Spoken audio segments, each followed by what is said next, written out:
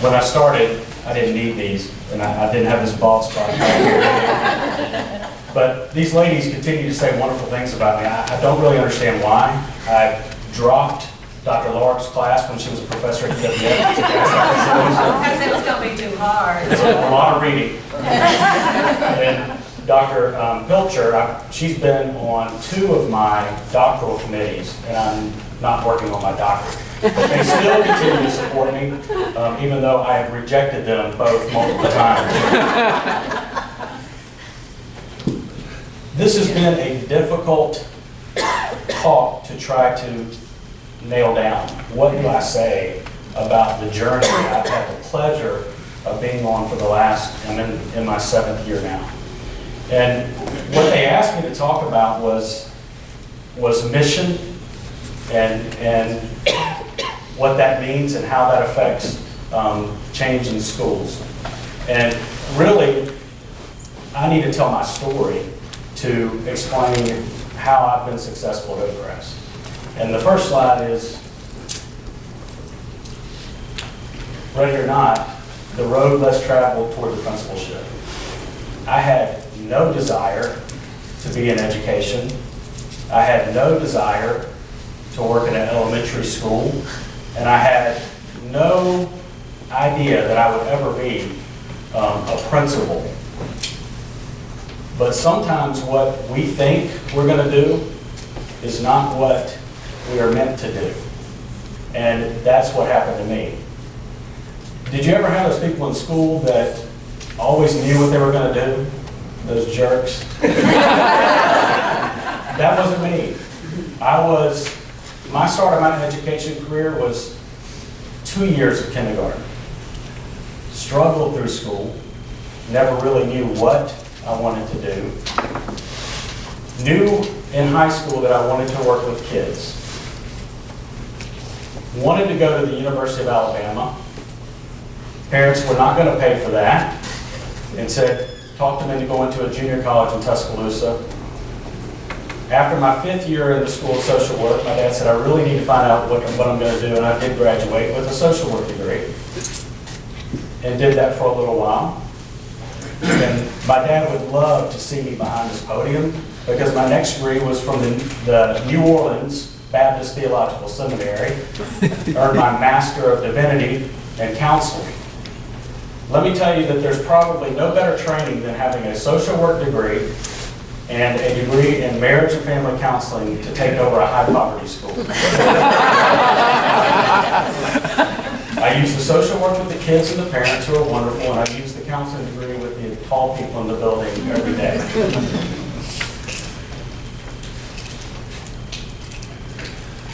In 2005, 2006, I was given the opportunity to go to Oakcrest Elementary School. I had heard of Oakcrest Elementary School. I did not know where it was. Once I found out where it was, I knew why I had never been there before. Growing up in Pensacola, on the other side of the tracks, you would not go to Oakcrest Elementary School or that neighborhood unless you had a purpose, and it probably would not be for something you should be doing. So I never knew where it was. But this is what I got.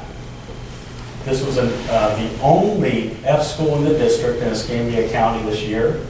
And they sent a first-year principal. And I remember being so excited about this opportunity. I'm going to be a principal. And then it set in, what are they thinking? I'm a first-year principal taking over the only F school in the district. And the reason I believe that I started to make some of the right decisions is not because I knew what to do, but what I'm here to talk about and remind us about is the middle of Quint Studer's flywheel is purpose, worthwhile work, and making a difference. And I knew that's what I wanted to do. And I knew that I was at the right place at the right time. Now, that first meeting that summer when I took the position, and if you've been there as a first or at the beginning of the year as administrator, they have this wonderful conference where they throw all this stuff at you that means nothing because you're so busy and you've got so much to do. And not really understanding the process of advertising for positions. There was one, I've got one person I need to hire, which what I didn't realize was that was one position that was posted, but it really meant I needed 10 people, which turned into 15 people. So I'm sitting there knowing I need to hire 15 people that want to come to the only F school in the district on the wrong side of town. And I'm listening to them talk about FTE and all this other garbage. And then this guy gets up at the end who had kind of a funny voice and he was really energetic, and his name was Quint Studer. And I don't remember exactly what he said that day. I do now because I've heard him multiple times. But he talked about how teachers had influenced him, what had made a difference in his life. And then he said those words, purpose, worthwhile work, making a difference. And I knew then, when I went to school on Monday, all the worry and anxiety I had about how am I going to set the tone for this faculty who is so divided and so lost and hurt and don't know where to go. How are they going to look to this young, white principal in this neighborhood that is the highest poverty in Pensacola? The crime is all around us. And what is he going to do? And I set that tone from the first day. And this is actually an actual copy of what I took up with, is what took with me to the first faculty meeting, and of what I wanted to say. And why am I here?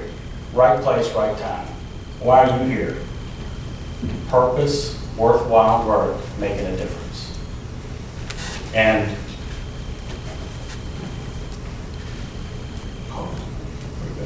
so this is the administration conference. That was it, July 21st, 2006. And then every student, every day, whatever it takes. It's a cute slogan, but it's really neat when something like that actually takes on life. And that is why we are successful at Oakcrest, is because our purpose is every student, every day, worthwhile work. And we do whatever it takes to make a difference. And that's why this talk has been so hard, because how can I tell you in 10 or 15 minutes all the things that have happened over the last 6+ years? It's amazing. And it shows up in numbers. But what I want to show you is even in 2008, 2009, the third year of being a dean, when I had faculty that was working harder than any people that I ever worked with, I had to be reminded by the superintendent that I was still doing worthwhile work and making a difference. But you know what? The culture changed. We were already an A school before we reached it in 2010, 2011. I don't have the scores up there for last year because we have a new test. It all changed. We were a B. Not really. That's what we earned, that's what we are. But in reality, we're C. But that's just the way the Florida system is done. So if you read the paper, we're a B. If you look at the scores really the way it should have been printed, we're a C. But we're going to get back up there. We're going to meet the new requirements, and we're going to get back where we need to be. But really the difference is, and somebody said it earlier, that my goal, our challenge, our purpose, our worthwhile work is when students leave Oakcrest, they are going to be on track. This is our goal. They will be on track to walk across a stage, a high school stage, and receive a diploma. We are these guys' only hope. In this community, we are their hope. And when I stood up before my my family. That's what they become. My wife says I spend more time there than I do at home. That this school is going to become a lighthouse to this community. It's going to be a lighthouse. And I'm reminded of that every day when I get there in the dark at 5:30 and I see the lights shining up on the building. Those words come to my mind: hope, purpose, worthwhile work, making a difference every day in a community that Pensacola forgot for a long time. And I also said that we were going to become one of the best schools in the district. I have teachers, ed support, that are bringing their students to school with them because they get the best education at Oakcrest. And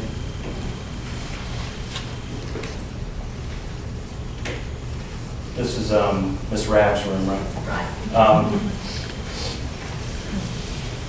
One of the things that I wanted to focus on, and I could focus on a lot of things, we have a strategy. We have a reading program that is second to none. We have positive behavior support that's made a difference.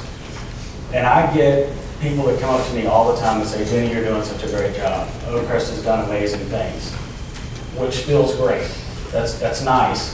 And it's amazing to me that I'm standing up here at a Clint Studer conference when 7 years ago, just listening to his words really helped me set the tone, and here I am, not knowing if I was going to be able to do it or not.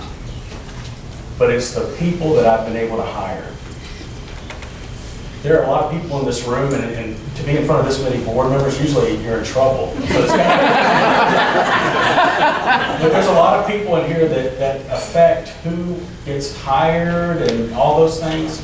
What I would implore you is that when you put somebody in charge of a school, especially a school like Oakcrest and like Chris has worked at and Mary Jo, they have got to want to be there.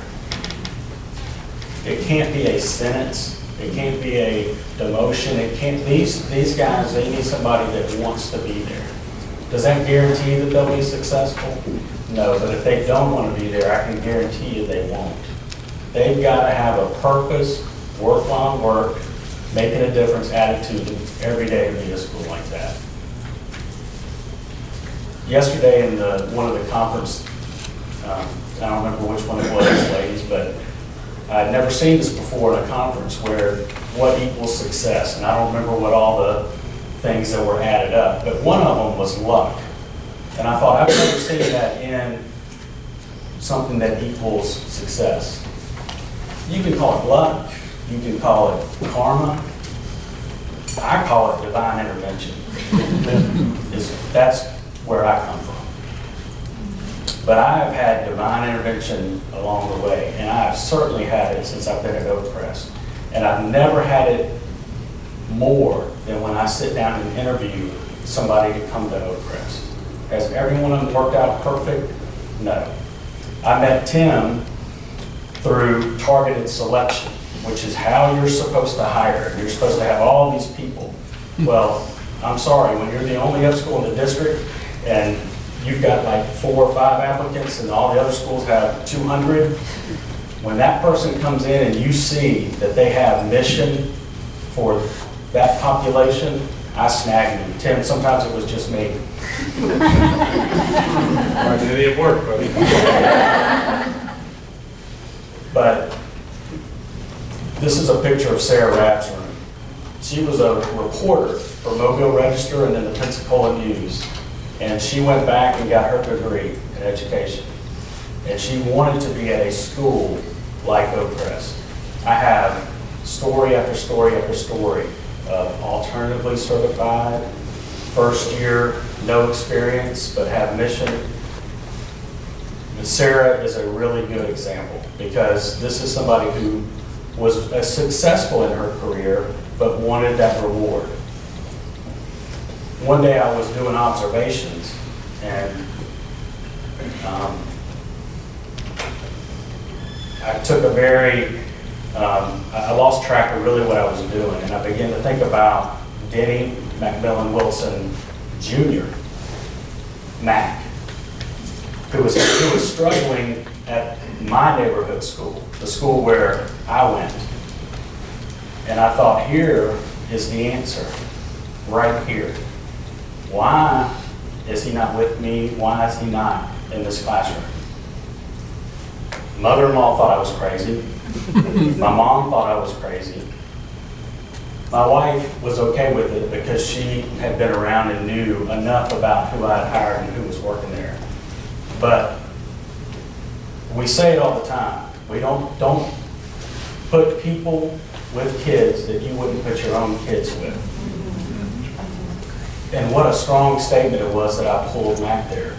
But I didn't do it for that statement. I did it for Matt. I would not have brought him there. I did it for a selfish reason.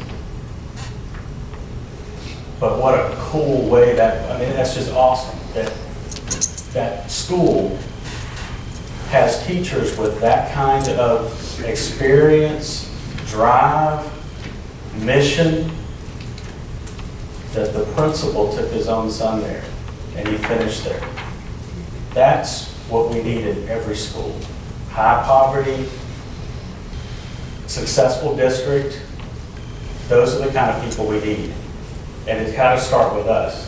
They need to see every day that I have purpose, worthwhile work, and going to do whatever I can to make a difference. And if we do that,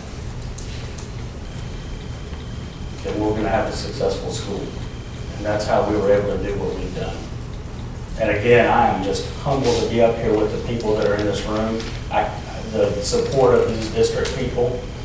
Part of my story was when I found out I was going to become principal, I called 3 people within 30 minutes. My wife, Gina, Marcia Nowen, who's at this table, who was my principal and left me and went to Title I, and Malcolm Thomas, our current superintendent, who was head of evaluation services. Now, my wife, Gina, thinks I did it in that order. I'm not sure it was. But I've been supported by my district, I've been supported by people like this, and I've had divine intervention along the way. And I appreciate the opportunity to be in a room with people that are continuing to try to be people of purpose and do worthwhile work and make a difference.